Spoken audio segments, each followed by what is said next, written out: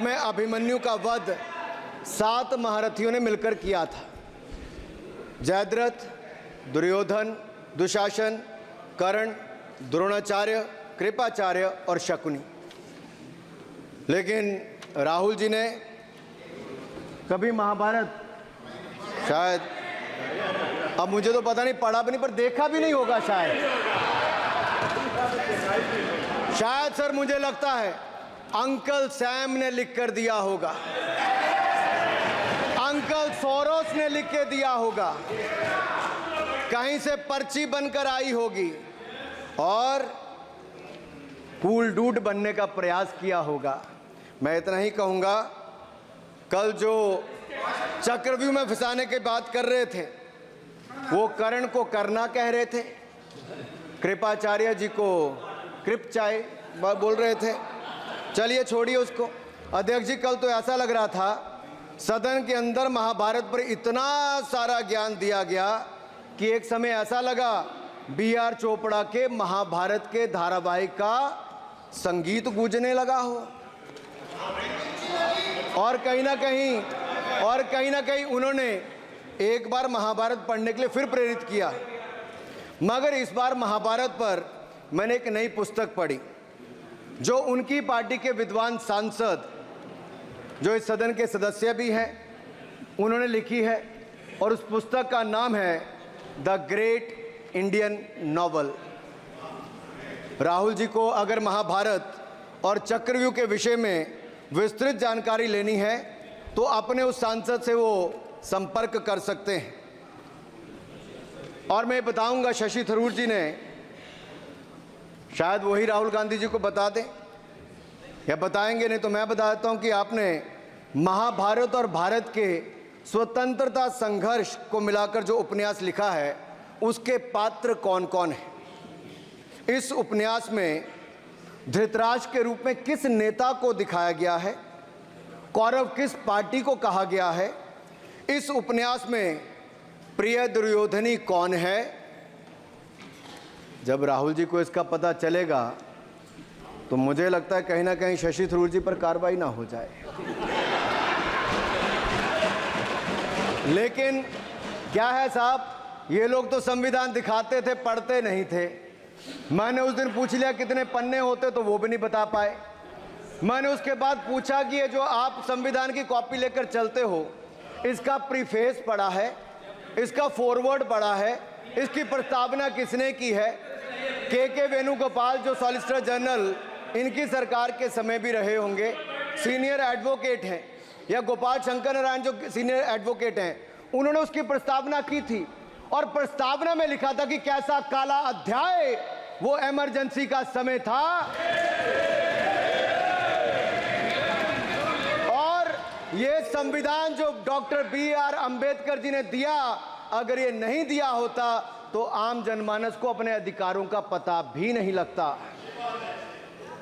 लेकिन इन्होंने तो उसको पढ़ा ही नहीं था, लेकिन केवल कॉपी दिखा रहे थे इतने दिनों से साहब। ऐसे ही महाभारत पर भी ऐसी हालत लग रही है। और मुझे लगता है, और नहीं तो गूगल दादा तो थे, इनसे पूछ लेते आप क्या करते हो साहब, साथ में कुछ बताया करो। सर, इस उपन्यास के, माननीय सभापति जी, इस उपन्यास के मुताबिक जिस पार्टी के सर्वे सर्वा आप हैं, उस उपन्यास के वही कौरव पार्टी है। मैं अपनी तसल्ली के लिए कुछ पंक्तियों को यहां उद्धृत कर देता हूं। मैं कोट कर रहा हूं सर, पेज नंबर 245 से। The India of which Dhritarashtra assumed the leadership on 15th August 1947 had just been through a cathartic process of regeneration, another stage in this endless cycle. अब 15 अगस्त 1947 को प्रधानमंत्री के रूप में मोदी जी तो नहीं थे, और ये कह रहे हैं कि जिन्होंने 15 अगस्त 1947 को उस समय वो सत्ता ली थी वो धृतराष्ट्र थे। तो धृतराष्ट्र किसको कहा गया? धृतराष्ट्र को किसको कहा गया?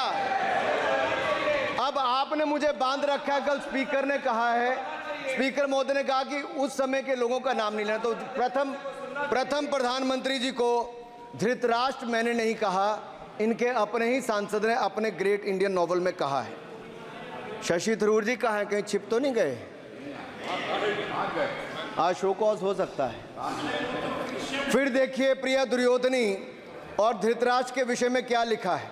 I quote from page 293। In Delhi blind Dhritarashtra ruled with Priya Duryodhani by his side, and he pledged the nation not so much to the gas and hot water of his Fabian preceptors, but to smoke and steam of the modern industrial revolution. Their ancestors had denied this country.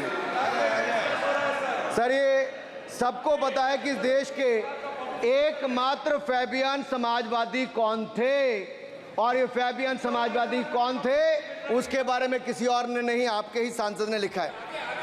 अरे वाह, इसमें तो आगे emergency की चर्चा भी है, और जिसे इंदिरा गांधी जी ने थोपा था, और इमरजेंसी के लिए उपयोग किया है। Saugata dada, you are not Shashi Tharoor, please.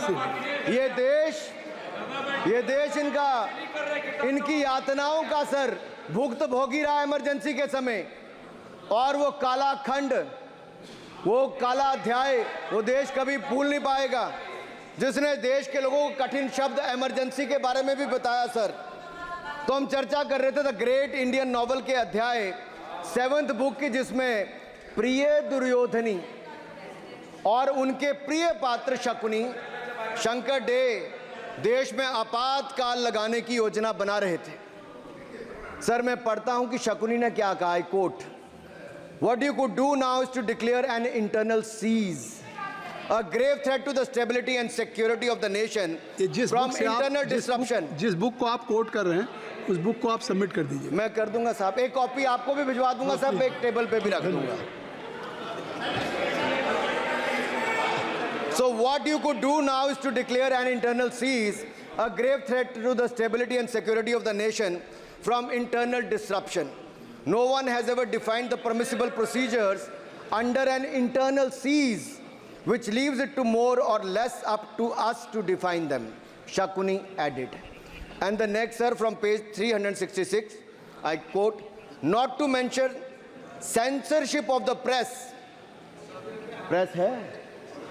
Not to mention censorship of the press, which is nowhere explicitly ruled out in the Constitution. Suspension of certain fundamental rights, free speech, assembly, and that sort of things, and measures to put up the judiciary in their place, said Shakuni. Sir, ये किसी और ने नहीं, और मैं कहना चाहता हूँ सर, माननीय अनुराग जी, एक किताब गौरव जी को भी भिजवा दीजिएगा। मैं कॉपी गौरव जी को भिजवा दूंगा सर, इसमें जिनकी मैं बात कर रहा हूं वो हमारे उस समय की प्रधानमंत्री थी, जिन्होंने इमरजेंसी लगाई थी। एक नेता की स्वर्गीय दादी जी भी हैं, और मैं उनके नाम के आगे प्रियदर्शनी भी लिखा जाता था, और उन्होंने इमरजेंसी लगाई थी। लेकिन माननीय सभापति जी, मैं कहना चाहता हूं, दुशासन और दुर्योधन दोनों बहुत ही दुष्ट और बदमाश हो सकते थे, लेकिन उन्होंने भी कभी इमरजेंसी नहीं लगाई थी। दुशासन और दुर्योधन दुष्ट भी हो सकते हैं, दुश्मन भी हो सकते हैं, बदमाश भी हो सकते हैं, लेकिन उन्होंने भी इमरजेंसी नहीं लगाई थी। सर, पूरे उपन्यास में 74 बार कौरव और कौरव पार्टी की चर्चा हुई, हर एक में कांग्रेस का चरित्र झलकता है।